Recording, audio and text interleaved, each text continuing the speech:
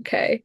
Hi, Ashley. Hi, Randy. Thank you so much for joining me for this conversation. I just want to start off before we get into everything to ask if you could just briefly introduce both of yourselves and tell me a little bit about what brought you into this fight. Yeah, Randy, you go first. Okay. Hi, I'm Randy. So I started the fight back in, I think it was October. I was having conversations with my brother and husband about data centers and getting a lot of education. And the more that I heard, the more that I found out like, data centers were very bad for the environment, very bad for everyday people's lives, especially if you live close by to a data center. There's a lot of noise, there's a lot of light pollution. It didn't seem like there was a lot of return for everything that a data center takes out of everybody's daily life. So um, just kind of let everybody that would listen know that. Reached out to a few people, and from there, Protect Decatur Township kind of started, and it just kind of kept growing. And so it was a really cool movement um, to be a part of, and so it's exciting. Yes, I know. I'm so glad I met you back in, I think it was November at the first town hall. So I'm Ashley. I live about a mile, little under from the site, the proposed data center in our area. So as soon as I heard about it, I just started talking to my neighbors, knocking on doors, and went to a meeting and ran into you and Emma. And it's been really neat. I moved to the area about 3.5 years ago and bought what I call our forever home. This is an investment property. We need to put a lot into it to make it what it could be, and we plan on being here for the rest of our lives or for the foreseeable future. So I'm really concerned about property values living next to something like this and what it will mean for all the other residential homes in this area.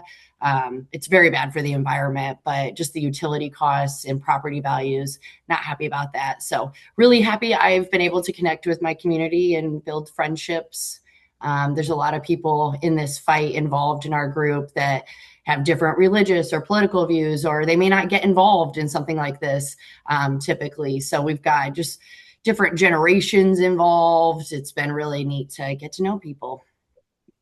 Yeah, thank you both. I'll also really quickly introduce myself. It has been so amazing working with both of you in the full group. I'm Emma. I got involved also back in the fall, pretty early, started reaching out to the Civic Council, reaching out to the Citizens Action Coalition, Randy's Facebook page, which she had already had going, and kind of got the group going. With lots of different kind of stakeholders from different places. And like Ashley said, it's been really neat to see people across many different like divides from generations to political beliefs, kind of all coming together on this. I'm from Decatur Township, was away for a few years doing university and then my master's actually in development. And what happened when I came back from that master's in development was I saw those orange signs on Kentucky Avenue saying nothing in particular, but that there was some sort of public hearing about some topic that it didn't say, and it turned out it was about the data center.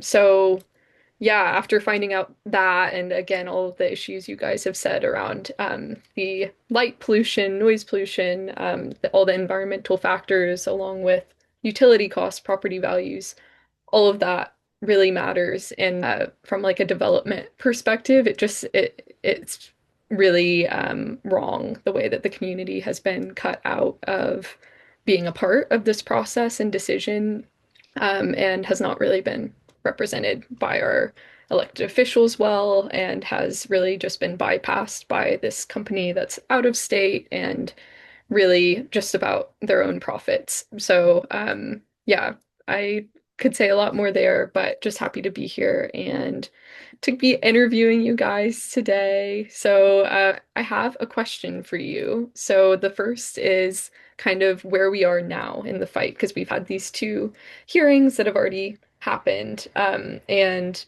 now we're at a really critical point in the fight. So within our pillars of Protect Decatur Township, we always have talked about transparency and wanting to, share with the community where we're at, and it's part of why we're having the call now. So yeah, so our group has been fundraising for neighbors who have retained legal representation, and now we're kind of at a different point. So could you provide just an update for the community on next steps? Sure. Yeah. So originally, Protect Decatur Township had partnered with Lorraine White and the Near Neighbors, and we partnered with her for a little over 3 months to protect and present our remonstrance case at the MDC. Now that we're a bit closer to filing for judicial review, which is the court process where a judge reviews the lawfulness of the decisions and that were made by local government and the MDC, administrator agencies, and the lower courts. It focuses on whether actions taken towards proper procedures.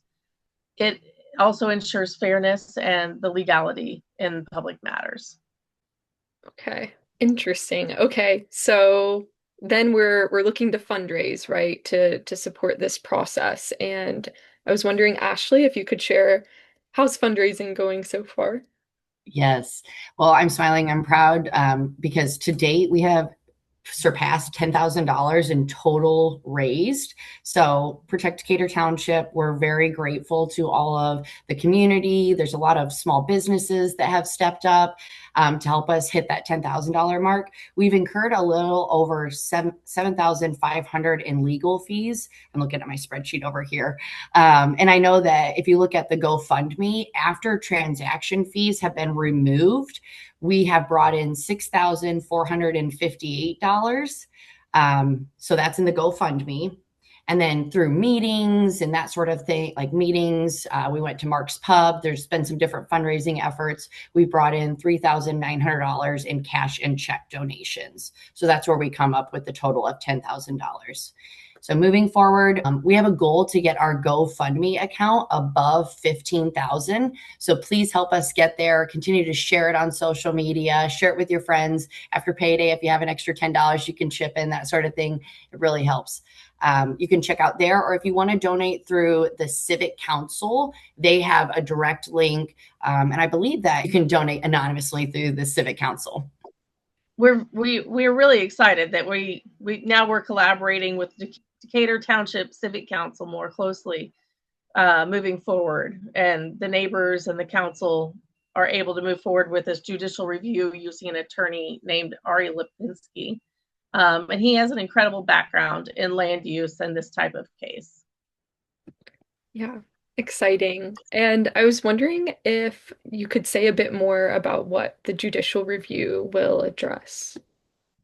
Yes. So the judicial review will look into several conflicts of interest is kind of how I consider it.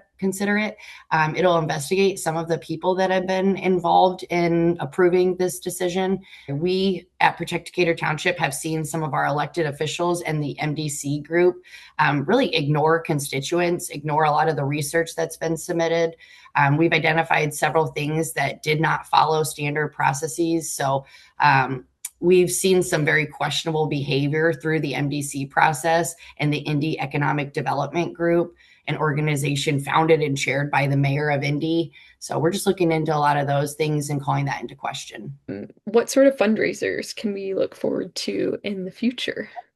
Yeah, we just had a really fun fundraiser at Mark's Pub. It was a couple Saturdays ago while they did their karaoke event. We brought in over $500 that evening. So super grateful to everyone that made a point to show up. There were people that just came and dropped off money. There were people that came and sang for karaoke. So it was a lot of fun. And another thing I would suggest, if you're curious or just want to understand how you might get involved in our fight, you can email us at protectdecaturtownship@gmail.com or reach out on any of our social media channels. we are pretty responsive, or we try to be pretty responsive on there. So if you have, like, everyone's got different talents and skills and abilities.